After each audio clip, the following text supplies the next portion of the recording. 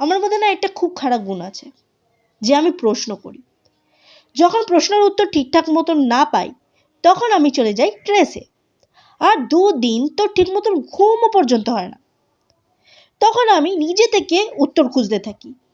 যখন উত্তর ঠিকঠাক পেয়ে যাই, তখন একটা পুরো দিন গভীর ঘুমে চলে যায়।